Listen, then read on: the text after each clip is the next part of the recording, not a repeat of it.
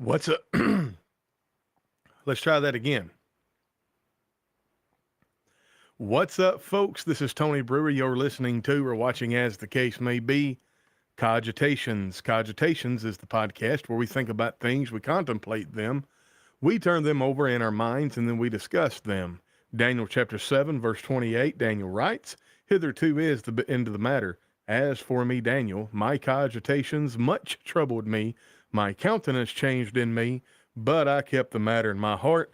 We are not going to keep the matter in our heart. We're going to talk about it. And today we're going to talk about meekness or weakness. We had a listener on the YouTube. Boy, I sound like a real with it kind of guy. We had a person make a comment on the YouTube channel. I can't remember what video it was, but I do remember mentioning that I was talking about meekness, and I made an offhanded comment about Psalm 37. So the person asked, can you do a podcast on meekness? And we surely will. And I'm going to tell you before we get into the meat of the podcast, listen, I'm not trying to invent the wheel. I'm not taking your definition away that meekness is strength under control. There's a sense in which that's true, but I do not think that that definition, while true, is adequately complex enough to convey the nuance of the biblical definition of meekness. Jesus uses the word meekness in Matthew chapter 5. The meek shall inherit the earth, and that is a metalepsis. Metalepsis is kind of like a hyperlink that takes you all the way back to Psalm 37. So for the definition of meekness, we're going to start in Psalm 37, and we are going to let a literary device called antithetical parallelism define the term meekness. Parallelism is whenever you have two lines of poetry, and there's a term in one line of poetry, and it is paralleled with the next line of poetry, or a line of poetry down in the stanzas. And it's a juxtaposition of terms. Now, it could be that, you know, like for instance, if you don't know what I mean by the word big, like Tony is very big. Well, let me try. You know, Tony is very big, and he wears large clothes. Tony is fat and has a button nose. Okay. Now the clothes and the nose, they're not parallel, but the idea of big and fat, you know what I mean by big because of the second line. You know that I'm overweight. That's how parallelism works.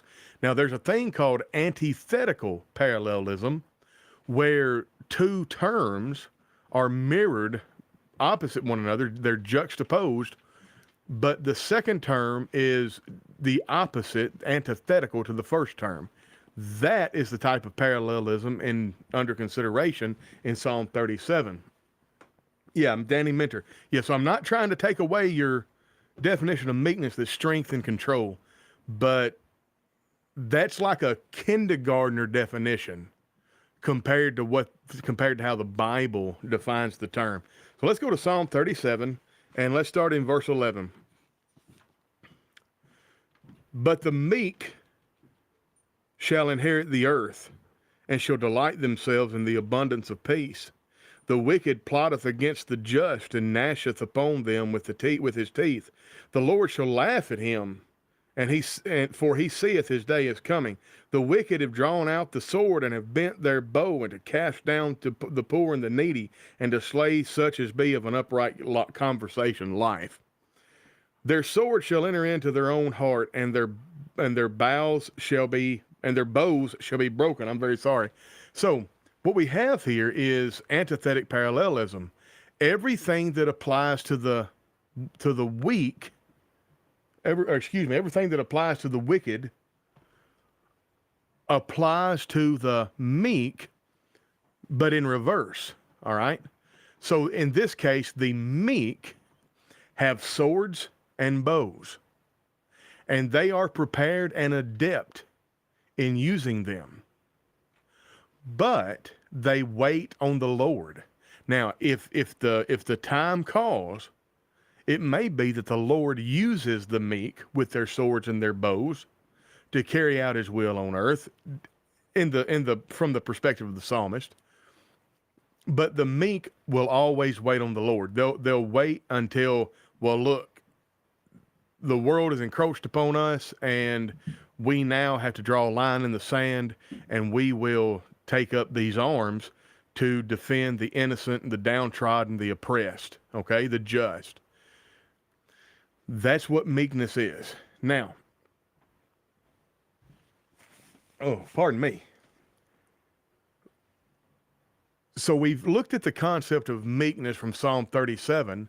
Now let's go to Matthew chapter 5, and let's read and consider what Jesus is trying to teach in Matthew chapter 5.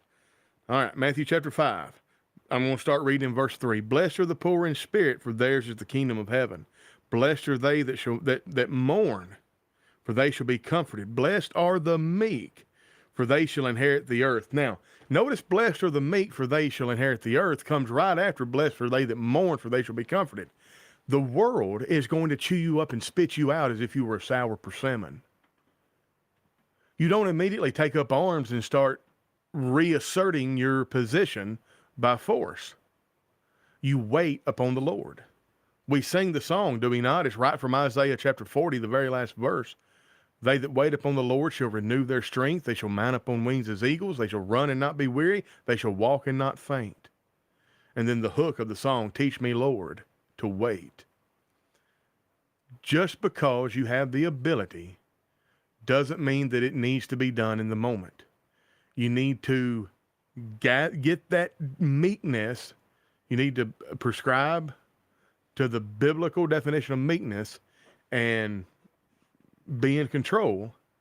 And that way, whenever you do have to step into that position of aggression, it means a whole lot more.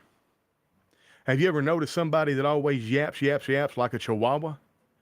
And then the fella that doesn't ever yap, whenever he asserts his position, people stand up and take notice. That's meekness. Jesus weaving a whip of cords and flipping over the tables of the money changers and running the cattle and the livestock and running the money changers out of the temple, that was very, very meek. That was meek. It was strength under control. And let me tell you something. It had an impact because he didn't go to that well very often. If you go to the well very often, your well's going to run dry. Good morning, Terry Crooks. Good to see you. And Danny Mentor, I feel your pain, brother. There's just more of us to love. I get you. Yeah, talking about I'm big. Yeah, the silent ones are oftentimes the stronger. And good morning, Connie Barton. So I think we've laid down the definition of meek. Let's look at some. I've got some notes here, y'all. Full transparency. I was at the dentist. My appointment ran late. I had a filling, and then there was a piece of errant filling that was creating all kinds of problems. I could feel it, but me or the dentist, either one, could find it. So anyway, we got her licked now if she don't jump. And Ted Hook Knight says, whenever we don't wait on the Lord, we fight alone, and that's dangerous. What you talking? That's exact. I wouldn't have thought to put it that way, but that's exact. If you have your sword and you have your bow, as we understand meekness in Psalm 37, if you don't use it with the Lord, you will be futilely using it against the Lord. I just stole that from Ted Knight, but I'm gonna repeat it, because that's if you are meek, if you have your sword and your bow rather, and you bend your bow and you unsheathe your sword, but it's just not in the Lord's time. If you're not doing it with the Lord, then you're doing it against the Lord. Wow, that's why we do these live streams. I learn as much or more than y'all most times. Oh, guys, I want to get to your comments. I'm out of sorts. So my dentist appointment run over. I'm running late, and I had these notes that I'd put together yesterday, but I didn't have time to go over them before the show very much. So let me walk down my notes, and then I want to get to your comments. All right, meekness that can be defined as disciplined restraint and combined with moral integrity and a deep trust in God's justice, where individuals possess the capability for action but choose to keep their weapons sheathed. This restraint is not because of weakness or the fear of action, but it's a demonstration rather of controlled strength and faith in divine governance. And that's just a roundabout way of saying, if you do not wait upon the Lord, you're going to be fighting alone. And then I took it one step further. If you unsheath your bow, if you unsheath your sword and you bend your bow and it's not in the Lord's time, you're not going to be fighting with the Lord. You're going to be fighting against the Lord. And I don't want to be fighting against the Lord. So I hope we have defined meekness. But let's go to the New Testament, because quite frankly, Christians are not commissioned to run around with a sword and a bow. So this has to be metaphorical. In other words, I'm not teaching that as a Christian. Well, I love Ted Knight, and let's just use Ted Knight. I'm not saying that Ted Knight needs to go to the forger and get a sword, nor does he need to go to the Fletcher and the bow maker and get a bow with a quiver of arrows and be proficient in them in order for him to be meek. This is metaphorical for the new covenant, okay? So the Sermon on the Mount, blessed are the meek, for they shall inherit the earth. Remember, it comes right after the beatitude of blessed are they that mourn, for they shall be comforted. According to worldly wisdom, if you are mourning, you need to pull yourself up by your bootstraps. And if you've been treated poorly, you need to go handle it and make it right. But contrary to what the world teaches, Jesus teaches, well, wait a second. Just wait and let the Lord, see what the Lord's going to do with it. Blessed are the meek, for they shall inherit the earth. You have had the earth robbed from you. You're going to get it back in the Lord's time. This Jesus' usage of meekness here in Matthew chapter 5, verse 5, it redefines power and success from a heavenly perspective. And it indicates that true strength is in humility and gentleness. True strength is in humility and gentleness. So if you have fallen from a lofty height, all right, let's go through the Beatitudes. If you have fallen from a lofty height, you're poor in spirit, understand that you're in a very good place to inherit the kingdom of heaven. You're going to mourn. Well, you'll be comforted. Be meek. Don't through your own power reassert your position in society. Let God handle it. And hunger and thirst after righteousness, because God's going to fill you up. The world has emptied you out, Christian, but God's going to fill you up. And be merciful to the people that humbled you and cast you down from your lofty height and caused you to mourn. Be meek. Allow things to be repaired in God's time, and hunger and thirst after righteousness, and you'll be filled. And whenever you have an opportunity or see someone in the same state you were in, be merciful, because that's how you'll obtain mercy. And your pure heart will be blessed because you'll see God. And you'll be a peacemaker. You'll be making peace instead of violence, and you'll be called the child of God. Think about this idea of peace. Romans chapter 12, inasmuch as life in you, live peaceably with all men. The book of James, we're going to look at this verse in a moment, but wisdom from above is first pure, then it's peaceable. How can you be a peacemaker? Well, in a very technical sense, a peacemaker is a meek individual whom the world has chewed up and spit out as if he were a sour persimmon. And he's been blessed of God. He's been filled up of God, and he is humble. He is merciful. He has a pure heart, and he is able to affect you. And the way he affects you, the people in the world around him, is he teaches them the gospel of Jesus Christ. Thus you understand what I mean. Thus having bestowed on him the name, the rank of child of God. Folks, that's meekness. That is meekness. You know, Jesus embodies meekness throughout his ministry. He chose a path of humility and service, and he showed gentle interactions with sinners. His submission to the crucifixion, despite being innocent, is probably the main testament to his meekness. His approach to conflicts are all demonstrations of meekness. Even in conflicts where he got very animated. In John chapter 6, he preaches the wonderful bread of life discourse, and he runs, y'all, there's nothing to say but that he ran everybody off. And then not only did he run those people off, he turned around to his closest confidants, his apostles, those who would be called apostles. And Jesus said, and I'm getting this from somebody who knows the Greek way better than I, in effect, he said, are y'all going to leave me the way those people left me? And it was more of a challenge and not a plea. Jesus wasn't feeling sorry for himself. He was basically saying, look, if you're ready to go, get out now. It's almost as if he said, hey, don't leave mad, just leave. If y'all don't like what I've said, bye. I think that we coddle people too much in the Lord's church. You've got a bunch of people who are wicked, gripe and moan and try to criticize to get their own way.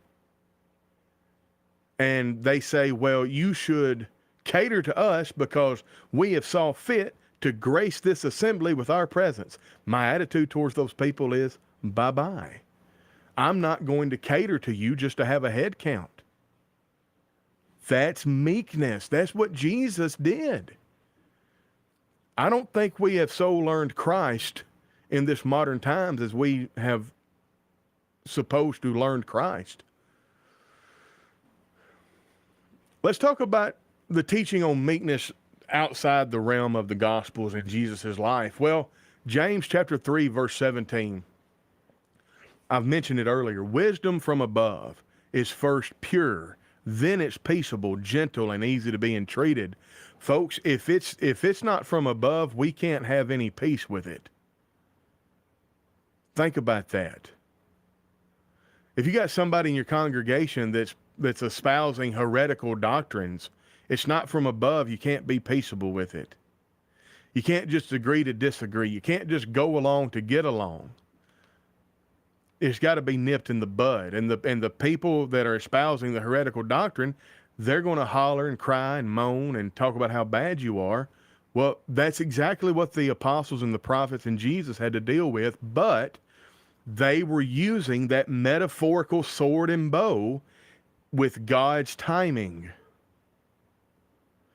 They were using that metaphorical sword and bow, and they were not fighting alone. They were fighting alongside God. And then, of course, meekness is part of the fruit of the Spirit, Galatians 5:23. I mean, it's again, I know there's an elementary definition, strength under control. That's meekness. And I hope that you'll never be able to think of the word meekness without thinking of that antithetical parallelism in Psalm 37, where the meek have a sword and a bow, but they keep their bow straight and they keep their sword sheathed until God says it's time. And the wicked have a sword and a bow, and they use their sword and they bend their bow to oppress and attack the innocent, the weak, the downtrodden, and all that good stuff.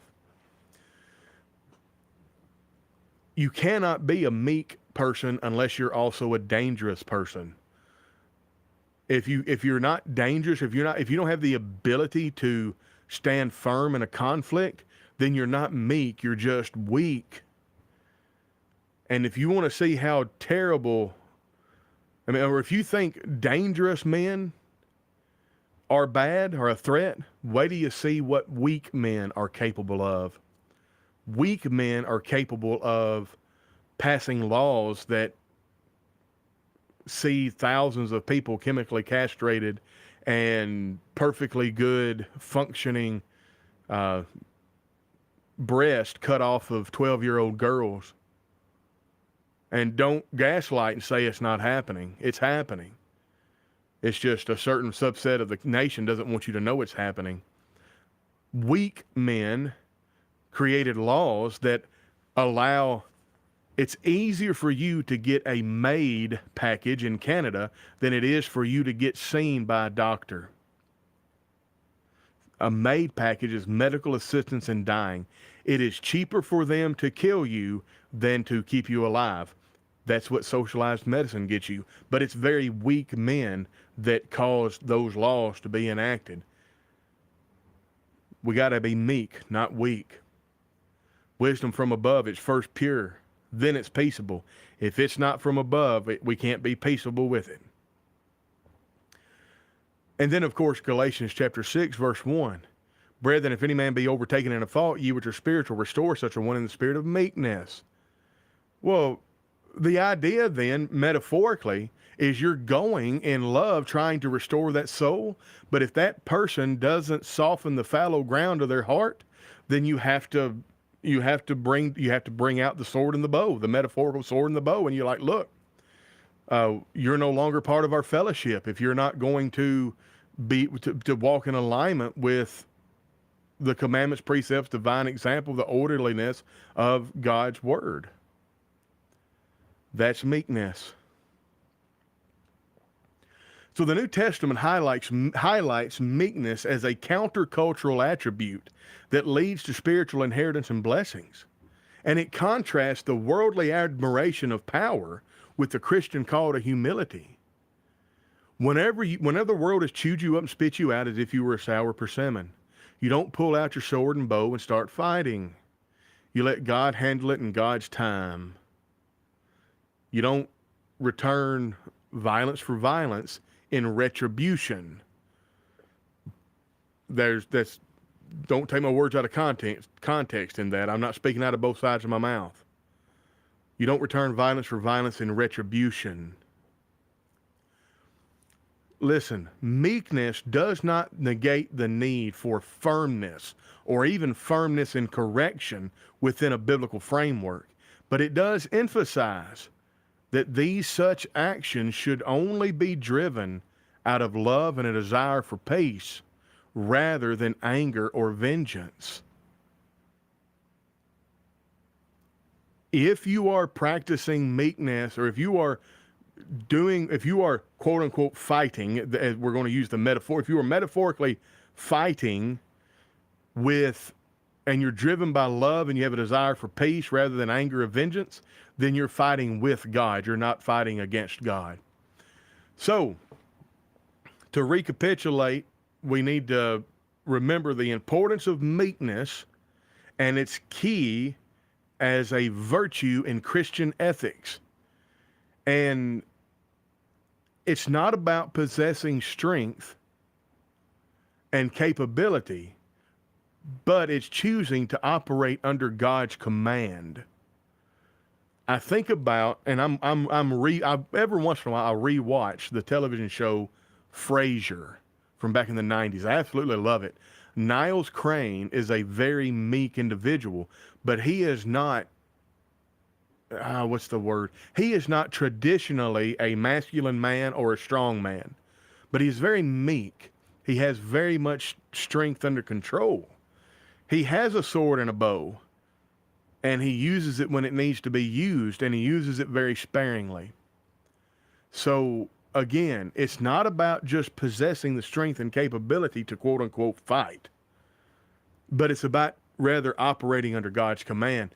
We need to embrace this kind of meekness, not only as a personal virtue, but as a transformative force in our Christian community and the wider world.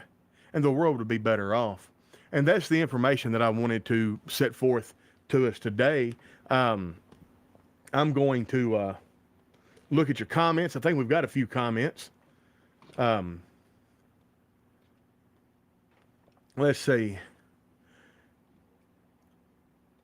Man, that's such a good one. We don't wait upon the Lord. We fight alone, and that's dangerous. And then, like I said, if we fight and it's not in the Lord's time and in the Lord's way, then we are fighting against the Lord. That's not a place I want to be either. Meekness is simply the kind of strength that Jesus needed for everything he did, from obeying God in the desert to obeying God on the cross. That's it. And again, I'm so happy that you brought up Jesus, because, so often we have sissified Jesus, and we have sissified Christian men, and we have catered to feminism in this gynocentric society so much that men can't simply speak like men. Look, the church is a patriarchy, whether we like it or not. And all through the scriptures, it says, quit ye like men. Folks, we need to be men, and we need to be masculine. That's it. You won't win fighting against God. My wife notices that I scan the room to look for who the problem people are. Then I keep my eye on those that cause the problems. Yeah, when I go into a restaurant, I only sit and where I can watch the primary, secondary, and tertiary entrances and exits, and I make notice of people in the room that, if something were to happen, might cause a problem, might get in the way. Just contingency plans for all of that. And you got that right. Everyone considered him the coward of the county. Yeah, boy. You could have heard a pin drop as Tommy stopped and locked the door. I promised you, Dad, not to do the things I've done. I've walked away from trouble when I could. Please don't think I'm weak because I didn't turn the other cheek. Sometimes you've got to fight to be a man. That's a good song. That's right. I sit where I can see the exits and the door in case I need to find somewhere else to be in a hurry. And as Connie said, you won't get anywhere. You won't win fighting against God. And let me tell you, Connie, let me put it, you're absolutely right. But this is something that scares me. We don't define winning and losing the way God does. So if some fool's out there fighting against God, in the moment it may look like he's winning. Oh, that's scary. Think about the person that fights against God that builds up a business to a multi-billion-dollar a year business. And this guy's a multi-billionaire, and he's got the big mansion, the beautiful young wife, 3.2 kids, and many cars in the garages. I mean, that dude's won, right? Fighting against God, he won. Man, that's just the jab for the knockout. That scares me to death. Yeah, you can fight against God, and you might be well blessed in this world, and that might be just the thing to keep you from submitting to God's will, and Satan has you then. That's right. That's the devil at work to mislead us. And Danny says, I never sat with my back to the door. And Danny said, I learned that from Wild Bill Hickok. Absolutely. Well, folks, listen, I'm still just as numb as I can be, and I'm really trying to concentrate on not biting a hole in my lip because it's numb and I wouldn't feel it. So I hope that I have defined biblical meekness for us. Don't stop using your definition of strength under control, but think about, when you talk about meekness, how Jesus is quoting from Psalm 37, or at least referencing Psalm 37.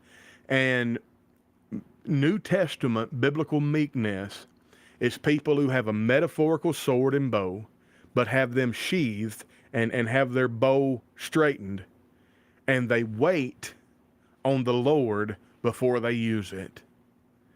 And metaphorically speaking, that looks like we're very long suffering, but when the time has come, motivated by love and a desire for peace, we have to have that confrontation, and we might even have to practice church discipline. So I'm so thankful for the person who asked us to do this podcast on biblical meekness. It shows that our videos get play after the fact, so that's amazing. I don't know what's happened. We may have said something. We were doing really good in the algorithm on YouTube, but our videos, the viewership has kind of dropped off. So if you could help us cheat the algorithm, be the algorithm for us, and like and subscribe and share on YouTube. And then, of course, Substack, you'll get an article every morning. I try every day to narrate the articles that I do. I don't know if I'll narrate the article today. I may do it later this afternoon. But anyway, Substack, and then that's all we got. God bless every one of you. Danny Mentor, that means a whole lot to us. Glad you set us straight this day. Good to hear your words. And I don't consider myself to have set anybody straight, because that definition of strength under control, folks, is not wrong. In fact, it's a good working definition for meekness. But I just want to expand it and hopefully edify and inform and give a little I don't know. I wanted to wrinkle your brain a little bit, I guess is what I'm trying to say. And Danny, I don't know what the deal is. Danny says, I've never been alerted from YouTube about your podcast. I get people saying that all the time. Oh, thank you, Danny Mentor. Appreciate you. All right, guys, this has been Tony Brew with Cogitations, powered by Christianity Now, Apple Podcast, Spotify, TuneIn Radio, and you can listen to these, and Podbean, and you can listen to these after the fact. And I'm going to get off here and nurse my